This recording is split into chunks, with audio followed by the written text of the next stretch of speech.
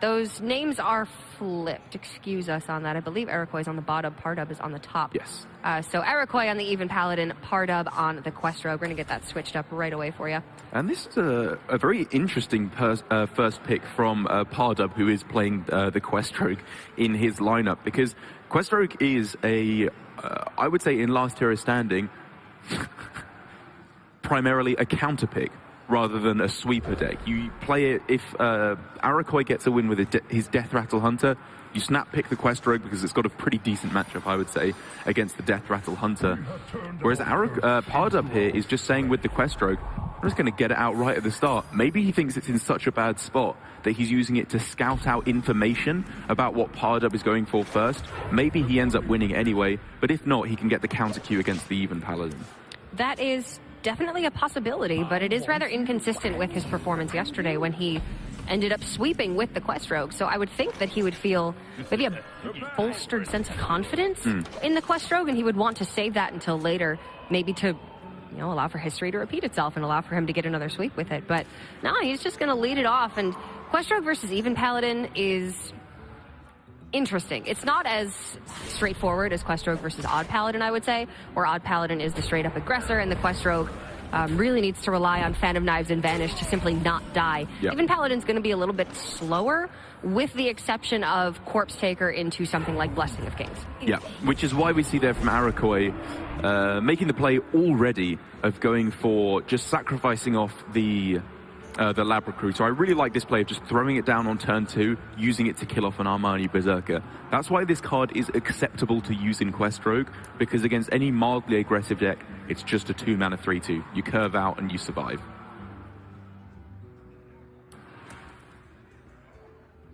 And Pardub, of course, with the second deckhand and the Elven Minstrel, can draw into a couple more cards next turn. Very likely will want to be completing his quest with something that draws cards at this point, because his hand is quite bad, or with a Glacial Shard, I would think, to sort of slow down the game a little bit, get rid of some of that aggression. Yeah, I think it's interesting to think about, in an ideal world, what would he actually complete the quest with, because Sonya being drawn off the Elven Minstrel would obviously be a pretty good way to go about it when you have the deckhand knocking about in hand as well. But it's a good point you bring up of Glacial Shards. When you already have card draw in the form of Elven Minstrel, the supreme stall that Glacial Shard affords you could actually just be really good here. Well, it looks like Pardub is actually going to invest a little bit more into deckhand and try to complete the quest that way if he can. That does mean that he's going to be taking some damage early on, but as we can see, that Corpse Taker does not have Wind Fury. The Harpy is in hand, and there is no Blessing of Kings to follow up. So Pardub going to be a lot safer here than he could have been. Pardub with a bit of a tough choice here. After having Shadow Stepped the deckhand already, he obviously wants to keep the deckhand alive. Shadow Step it back once again. But if he does go for that, he doesn't have any more card draw because he's not Shadow Stepping the Elven Minstrel. So I think I like the concession here from Pardub, saying, okay, I've used a Shadow Step on a deckhand already, but I'm not going to go for the sunk cost fallacy where I have to go all in on the deckhand, even though it's not the better play. I like the card draw he's prioritizing here instead. I agree. Were he to all in on the deckhand, he would have to rely very heavily on picking up Sonya's Shadow Dancer in particular in the next couple of turns, or Brewmaster into Vanish, something just to help him complete that quest, because he doesn't have the ability to do it in hand right now. Obviously, in hindsight, maybe he should have gone deckhand Elven Minstrel and not used that first Shadow Step to bring back the deckhand, but he's still going to have plenty of bouncers in the deck to get the quest completed. That's a good point, actually. I hadn't... Because he just floated a mana on that turn, didn't he? And yeah, he just Shadow Stepped it on the last turn. Step. Yeah, that's a good point. What was he looking for 1 mana exactly that he could play on turn 5 with that play? There's not much, is there? I'm not sure, which was why I was, honestly, it didn't occur to me that he would want to bounce the deckhand. Just because there's a Corpse Taker in the way, you don't have the bounce effects right now. That's a really Somehow good you're spot. going to have to get minions through the Elven Minstrel. And I think there are a lot of draws he could have got off of Minstrel that would have rewarded his play a little bit more heavily. Like, obviously, Sonya. He's in a fantastic spot then if he had drawn Sonya off of the Minstrel. He wouldn't have had to Shadow Step it back. If he'd drawn any card draw card like the other Minstrel and the other Novice Engineer, maybe he would have just continued Shadow Stepping the deckhand because he has enough card draw then already. But he would have had to have had in mind that this is a punish for his play, and he's now basically just a Shadow Step down. At the very least, he could have gone deckhand Minstrel and then evaluate. And if he wanted to, then he could have shadow stepped the deckhand. That's also true. But Arakoj building up quite a threatening board here. We do see Pardub has managed to find a Vanish and a Preparation as well. However, at this point, depends on if he wants to Vanish and develop at the same time, or whether he wants to hold on to that Preparation for when the Crystal Core finally comes. Yeah. Gonna be a little ways off, though. Can start to do some stuff with Sonya and the boar. But he wishes he had a Shadow Step, though, that he could Shadow Step that Sonya back to his hand, because Sonya's Step is just one of the best combos that Quest Rogue has had for a very long time. To get that 1-mana Sonya, and with a prep in hand as well, he would be looking down the easiest quest completion next turn of his life. And Arakoj knows that there's a chance that Sonya's in hand right now. He's seen 2 Elven Minstrels come down. But he cannot win the game without playing minions, so at some point he's going to have to concede to the fact that if Pardub has Sonya and a charge minion, the quest is going to be done. It's always something to consider that you can try and not play minions, like, for example, just equip Valadier and smack face on this turn. But I think because he doesn't know that the Sonya is there, and he's going to have to play minions to win the game, he has to take the risk, but his face there says it all. This is the absolute last thing he wanted to see. Yeah, he is not a happy camper. And Pardub leans into this emotive personality he's built for himself in the last couple of days. He is That's a kind consistent, way of if putting nothing it. else. I mean, they're both from the Czech Republic. Fayeli, also Czech Republic.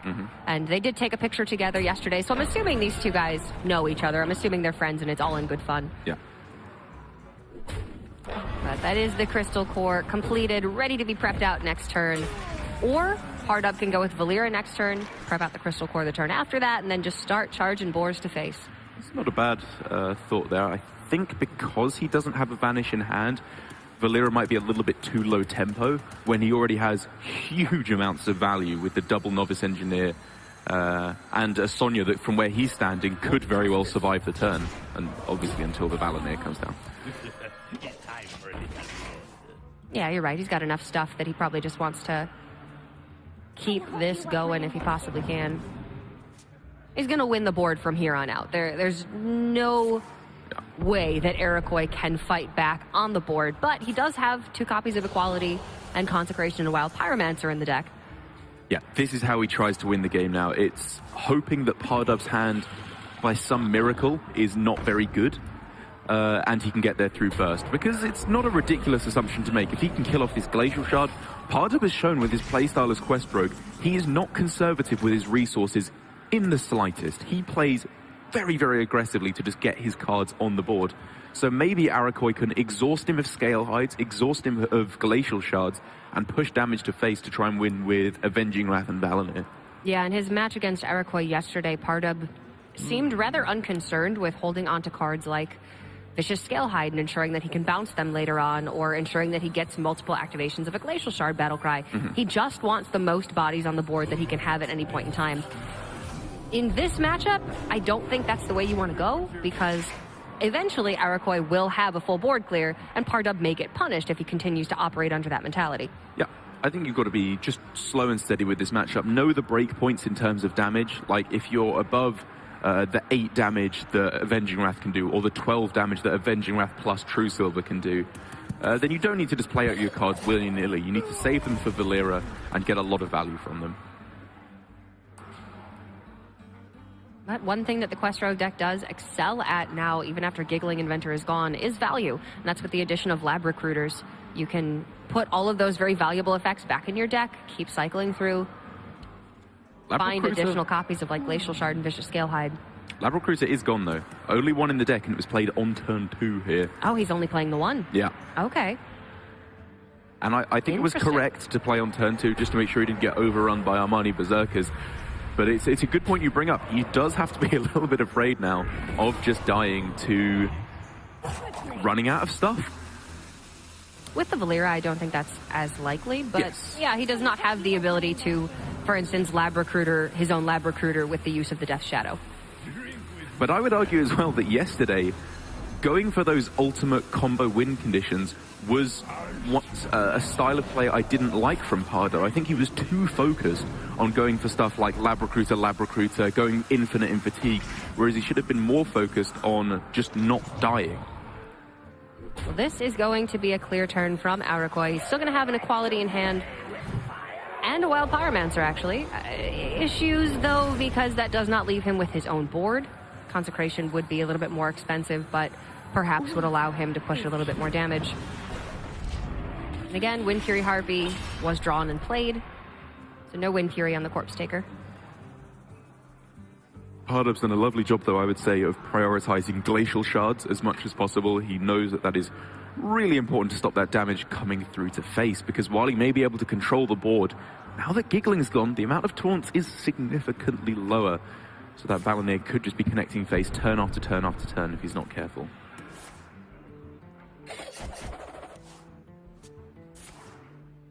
He is, however, not slowing down with the card draw one iota. Even going so far as to prep Fan with a Vanish in hand. Yeah.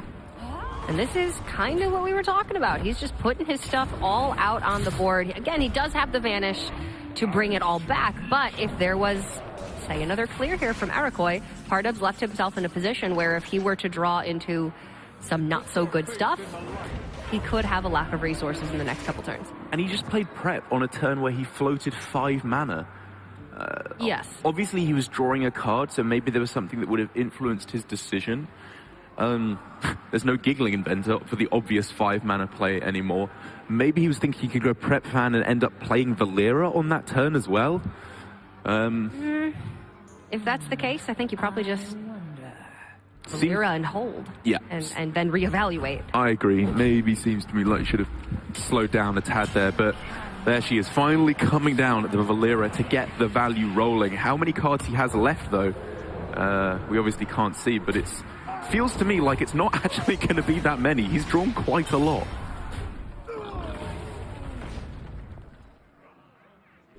Actually having to float the Death Shadow this turn. Not able to get an additional copy of the Boar on the board. And there's a Tarim pickup for Arakoj. And here for Arakoj, he needs to very heavily consider going Pyro Equality. Oh, no, wait. Oh, sorry. Of course, he can't attack face. I was going to say you could try setting up for Avenging Wrath lethal. Oh, yes. But the stealth on this turn... because Does he have 2 in the deck, I'm assuming? 1 in the deck. Oh, only the 1. And a commander. Okay. Oh, no, that's a part of the list. Arakoj has less burst, I think, available to him with only the 1 Avenging Wrath. Right, he's running the Tyrion. Yeah.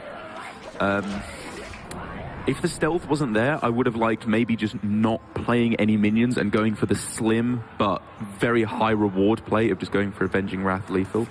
Because obviously if you don't play minions, Ziliax and the Vicious Scalehide can't heal up on that turn.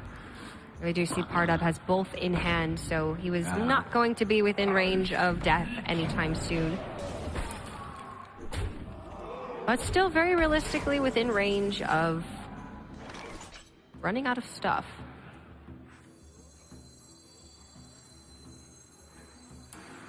And with the Corpse Taker having been vanished, that does, I believe, take away that Valanir. Yeah, Valanir is donezo.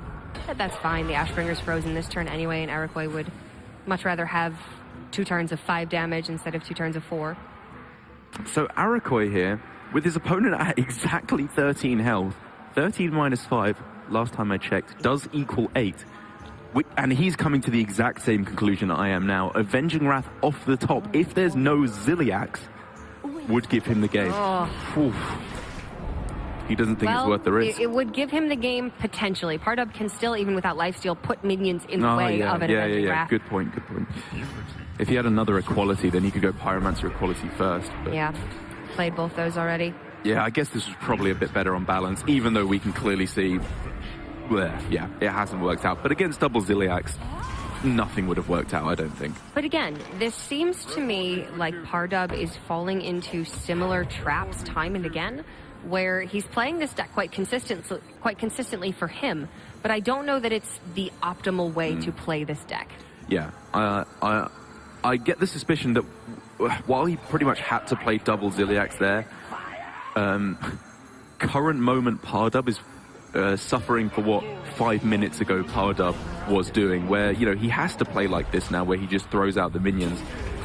But the fact that Pardub was drawing cards so aggressively, played Valera so late, wasn't making high-value plays, just threw away a Shadow Step, threw away a prep. This is, again, just playing his cards in a way that I don't think is optimal. He has to play that way now. He didn't have to play that way 5 minutes ago. Yes, yeah.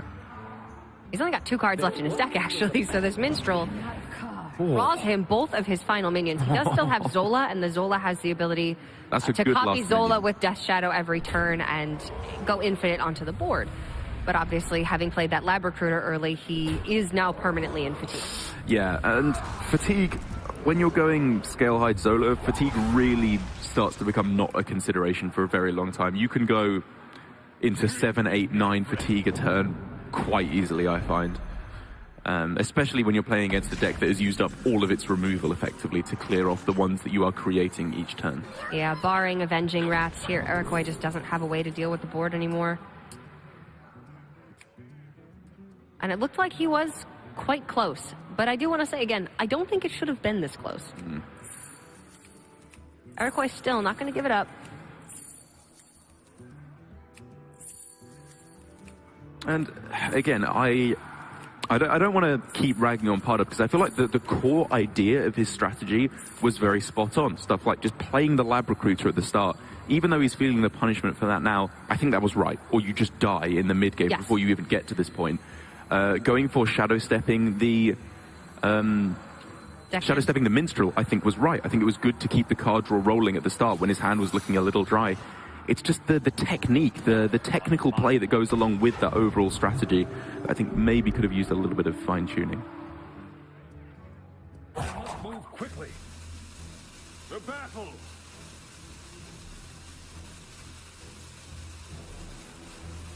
But ultimately, it is looking like Pardub will be able to wrap this one up. And of course, as is the nature of last year's standing, he will have his Quest Rogue yet again in the next game. Arakoj left with Hunter and Druid to attempt to counter Quest Rogue. Neither of those are particularly good. Yeah. Is this over? Can Pardub clear up enough stuff each turn? Like, Arakoj's not dead. If he can get a Spike Ridge Steed, that's like a big minion to put in the way. I think he's got one left. Yeah, I think he's got one left as well.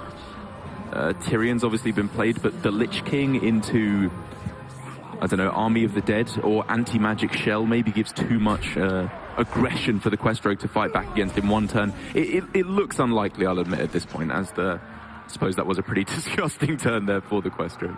It's quite good. Pretty good. Yeah, maybe this is just over.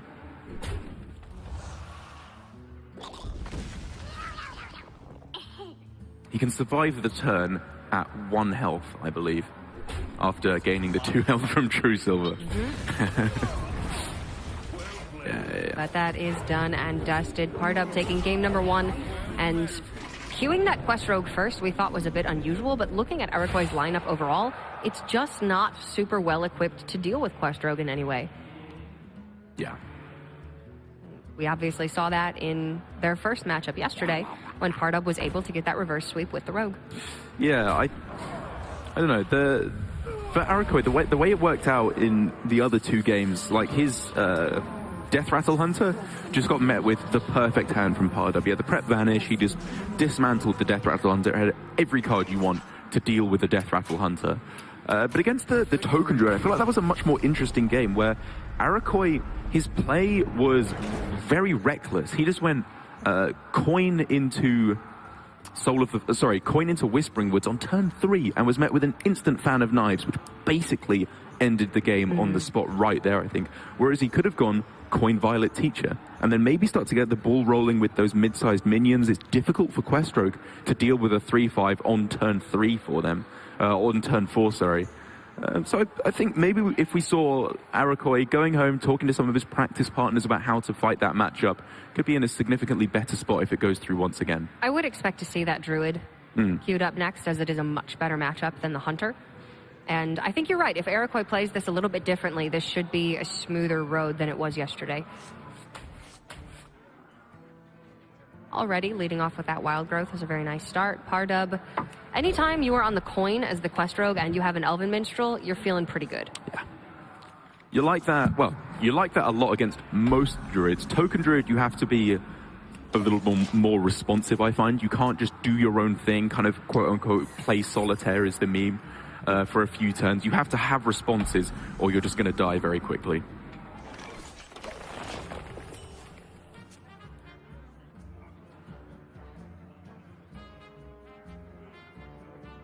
As we see him once again from Pardub, throwing down the Lab Recruiter. He realizes this matchup, he's got to be a little bit quicker. He can't just be playing out his minions slowly over the next few turns. He's got to get the ball rolling. And this does help him to kill off the Violet Teacher if he so chooses. He'll have to give up the Stone Tusk Boar as well.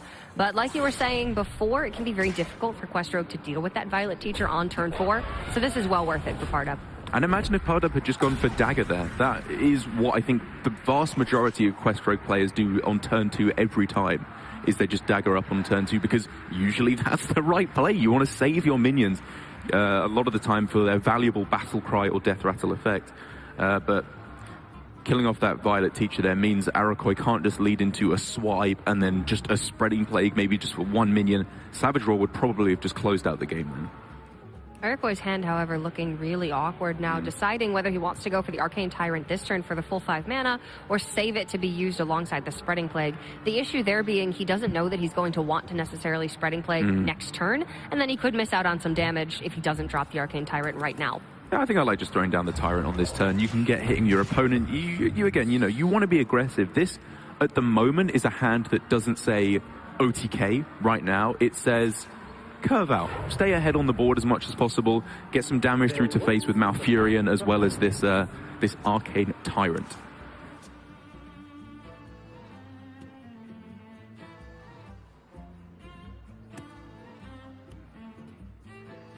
Pardub does still have a little bit of cycle in hand, maybe not all of the bounce effects that he needs at this point, but he's getting there.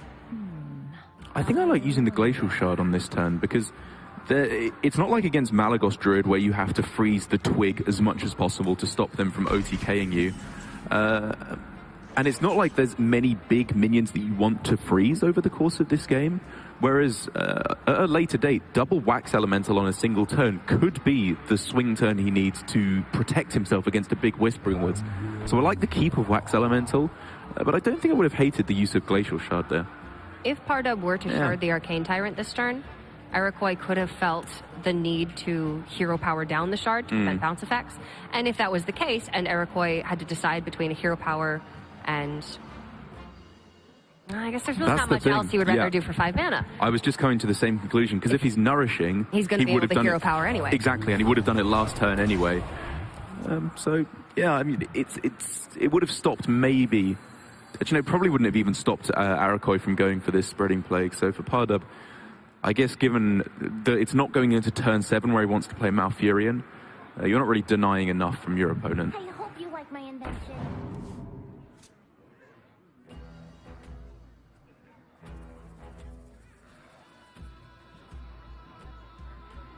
So at this point, Pardub ideally is looking for Sonya, and a deckhand would make completion quite easy. But looking to the later stages of the game, now it's going into turn 8, where Arakoj, if he had Woods and Soul of the Forest, would be able to use it. Yeah. Also, his board right now is kind of scary for Pardub. This is a very Soul of the Forestable board by itself, maybe with a branching pads as well, just for some immediate damage. So there we go. He's going to be looking for that Vanish. And looking back now from Arakoj, a couple turns ago when he traded into the Elven Minstrel, we were talking about the Glacial Shard at the time, but I wonder if it would have been better just to go face in the meanwhile instead. Because it gets more damage through to the face. It doesn't bring it down to 1 health, so it can't die to Fan of Knives there. And you don't really care if he's shadow stepping and playing another Minstrel there. I think it's a little bit too slow of a play for Arakoj to be bothered to be afraid of it. A lot of interesting decisions in this game already. This could be a vastly different game with just one step differently. Maybe Arakoj was concerned about leaving the Minstrel up because he's normally playing a faster deck than the Quest Rogue, but his hand at that time was quite slow. Since then, obviously, he has picked up the Nourish, which is very helpful. But right then, he didn't have a lot to fight very early if the Elven Minstrel were to come down and find Sonya, for instance.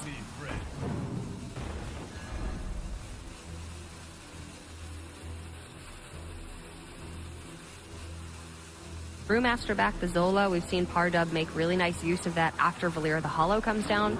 So it looks like he's not entirely decided on what he wants to do with the Zola. He just knows he doesn't want to give it up just yet. Arakoj now going, deciding that it's worth it with the Wax Elemental now. I have the suspicion that going for the play of double Wax Elemental, maybe after the quest has been completed, into a big board, maybe after a Vanish for a bit of extra, just important blocking, whereas right now it's just soaking up a couple of hits. Like, Arakoj isn't going to go for Savage Roar on this board anyway. It's not going to be blocking more than 2 or 3 damage, I think.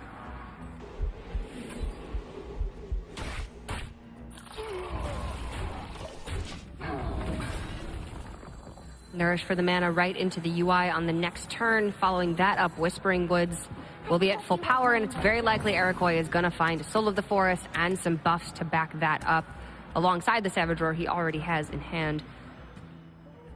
And importantly, he could have hero powered that turn and kept the swipe, but that would have opened up Pardub to Brewmaster on Brewmaster shenanigans, not to mention Arakoj just saw Pardub Zola the Brewmaster. He knows there's another Zola in hand. Yeah. Or Brewmaster the Zola, excuse me. So just trying to eliminate any potential disaster scenarios by using that swipe. Yeah, it was close. It was obviously also just to get a 3-2 off the board, because that trades quite nicely into his Scarabs at the moment. I wouldn't have hated holding it back necessarily, though, just to get through a taunt later on after he's played the Ultimate Infestation, which, again, is probably going to be coming down here. Right about now.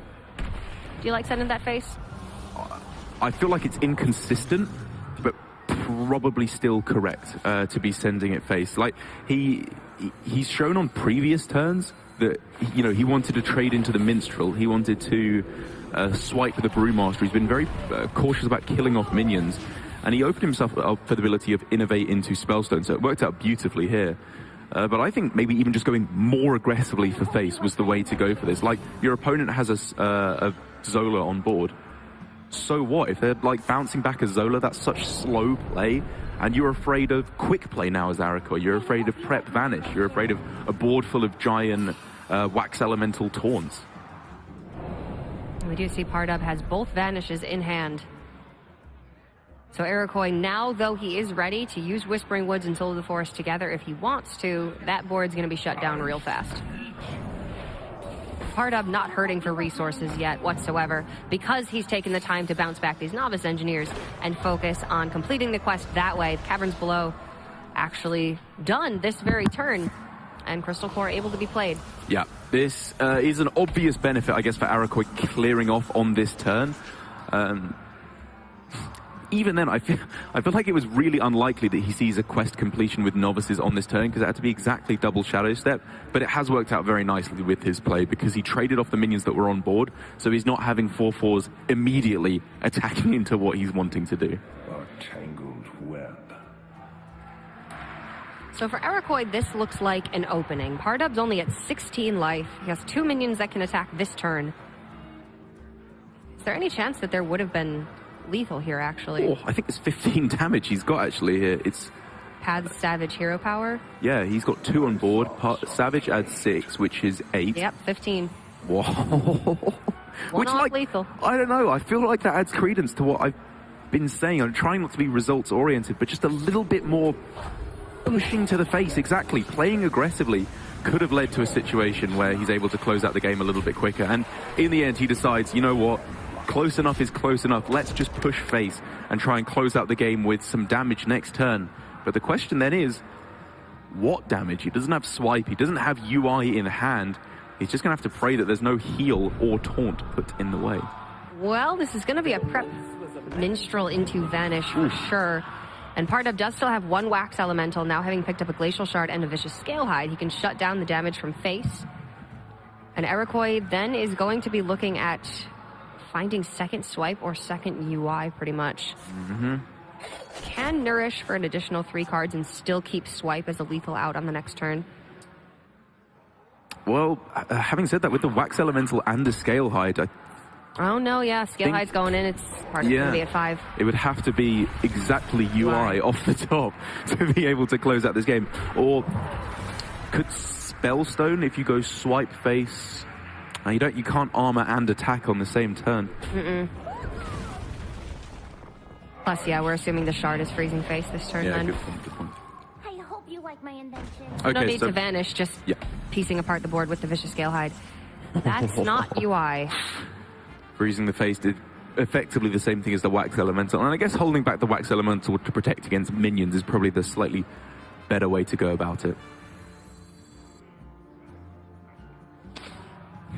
So Arakoj still has not seen a single vanish. He has to assume that there's at least one in hand for Pardub right now. This is such a tough turn for Arakoj. He could go for the Nourish to try and hit Swipe or Spellstone just to kill off the Scalehide, which would then leave UI off the top as an out because he's not playing any minions for further heal. The punish for that play, though, is Valera, which we can see Pardub has in hand. And I think because Valera is a punish, maybe he doesn't find the swipe, maybe he doesn't find the Spellstone. There's too much that could have gone wrong there for Arakoj. It just so happens that whatever he decides to play around, Pardub has what Arakoj then wouldn't be playing around. Yeah. And Arakoj was just 1 damage off lethal. So incredibly close to being able to close this one out. Had he pushed face with the Scarabs the turn he played UI, and only cleared off the Brewmaster, say he left the Zola on the board, that would have been an additional 4/4. Which would have traded off one of the Scarabs. Which would have resulted in less damage overall. Yeah. Well, no, I think he would have had exact lethal then, because he pushes 2 more damage to face on the previous turn, still has 1 damage on that turn, which means I think he overall sneaks in 1 more damage that way, because he gets 3 hits to face with the 2 on the previous turn, 1 on the lethal turn, rather than just the 2 hits he got to face with Scarab on the lethal turn. Would the Zola have traded into one of the Scarabs before he went for Branching Path Savage Roar?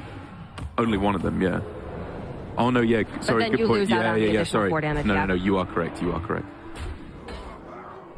But still, maybe there was a way he could have fit in 1 additional damage this game, and that's going to be eating away at him right now. There was, it's difficult to call it exactly, because say with the Arcane Tyrant, instead of trading into the Minstrel, he'd just pushed face. The game would not have looked the same by the time he gets absolutely. there. That would have been the point of That's contention. He missed 4 damage on that play, and maybe it doesn't get into the same scenario there, but I don't know. It feels to me like he could have been a little bit more aggressive in this game to try and get the damage through his face. Perhaps a missed opportunity from Arakoj, and this was his best bet of shutting down the Quest Rogue. If this doesn't work out, he's going to have to go with Death Rattle Hunter. And we've seen Pardub is quite adept at finding Vanish when he needs it. That's really all he needs to shut down the Hunter at the right time.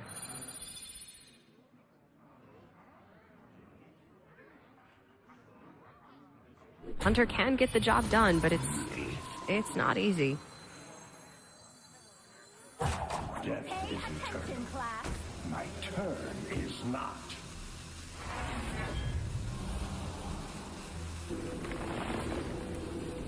I'm ready to learn. Yeah, just doing the best he can to try and salvage this board, make sure he doesn't just straight up die on the following turn, which clearly he is doing a pretty good job of, but the card is there. The boy that Pardub needs in the Vanish just to schmoop this all back to hand. The boys are in hand. Take your pick, Pardub. Up until now, he's been doing a nice job of not having to use those Vanishes, even though it would have been pretty convenient a couple of times just to go ahead and do it. But with the prep picked up off the top, I think that we were going to see prep vanish and then just development afterwards. I like the sound of that. The punish just isn't really there anymore. Like, leaving your opponent without any minions on board can be kind of scary because you can't then heal with Ziliax or the Vicious Scalehide, but I mean, when you're at 18 health, you just don't care about that. No dagger ups. The deckhand can't go face this turn. Pardub is not very concerned about that. 2 games where we've seen Pardub going into fatigue as the Quest Rogue. And who knows, maybe this is the way to be playing modern Quest Rogue, is not to be playing more value-oriented like I would usually have played, because with like Questrogue with Giggling, once you completed the quest, you just won, like pretty much every time, because Giggling would solo you pretty much every matchup at that point. Whereas now you don't have that ultimate win condition, so maybe you just need to be spewing your resources onto the board much more aggressively. And this is an example of how to play modern Questrogue. I don't know. I'm certain Pardub has played more of the most recent iteration than I have. No lethal this turn from Pardub. Even with the Ziliax and Scalehide able to go through the Treants from hand, he just doesn't have 2 damage. Shadow grows.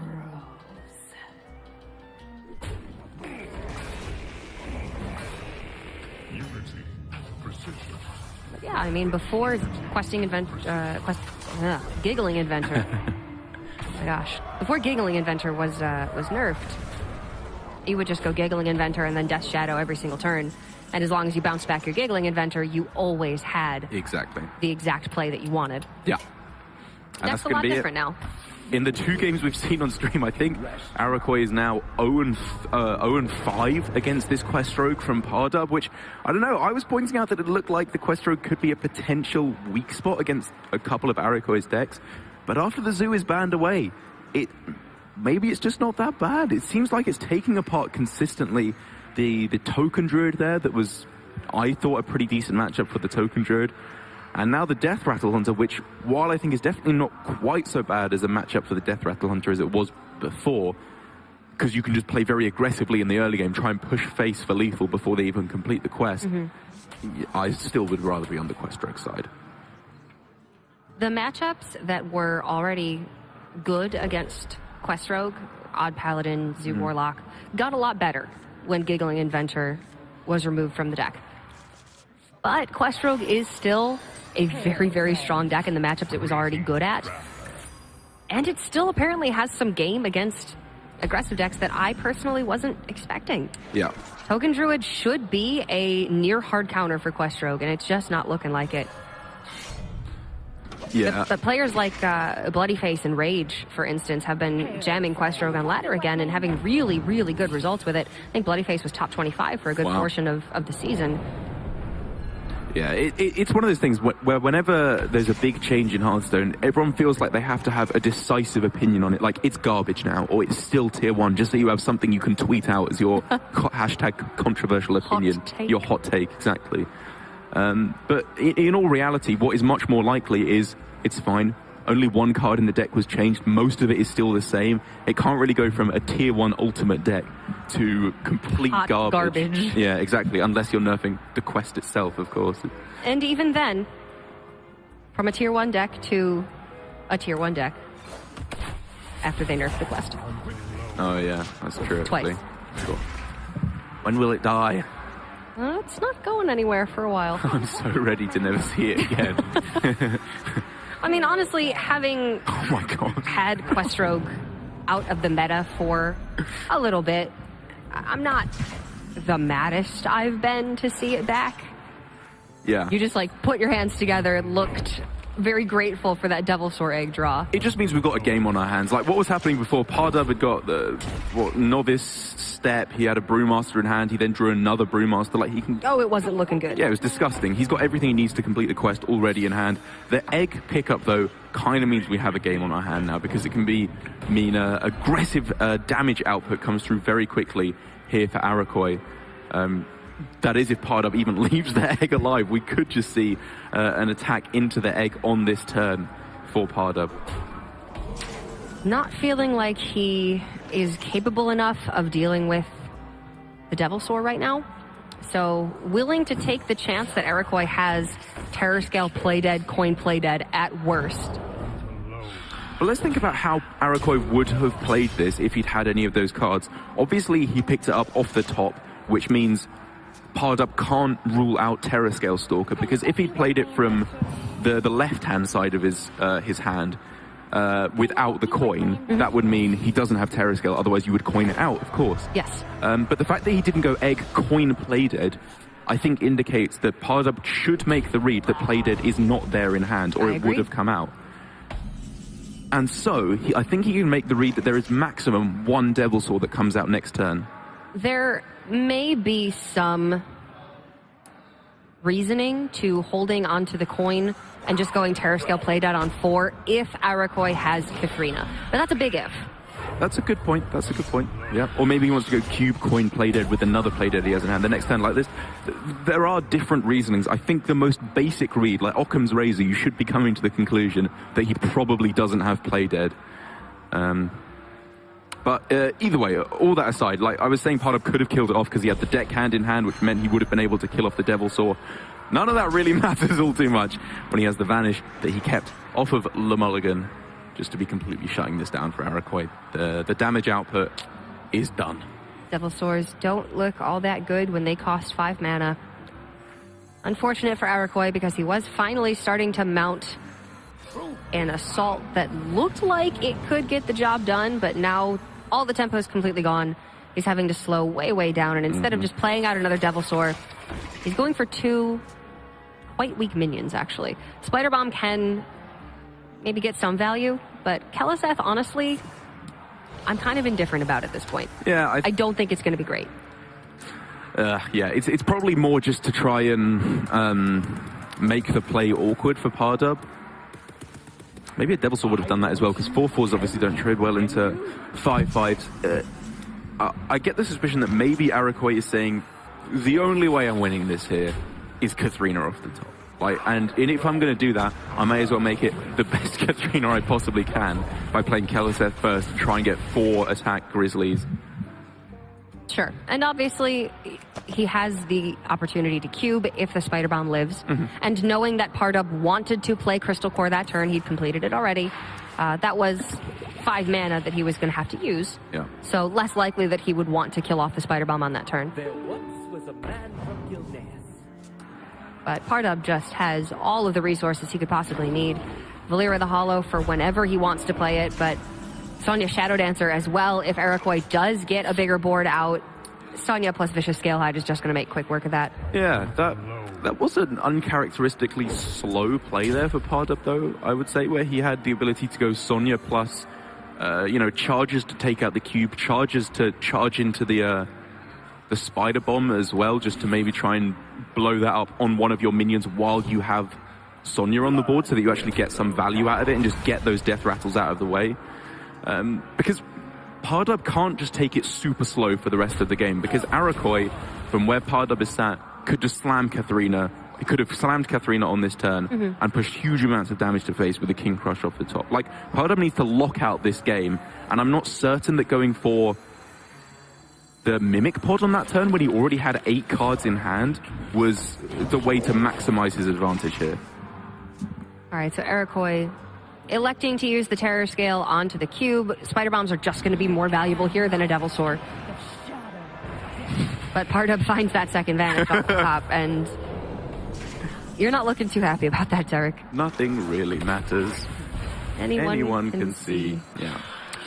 Pardub just gets the second Vanish. This is, I think, what happened against the Death Rattle Hunter last time. Like, it looked like he was maybe starting to lose board, and then he just rips the second Vanish like an absolute madman.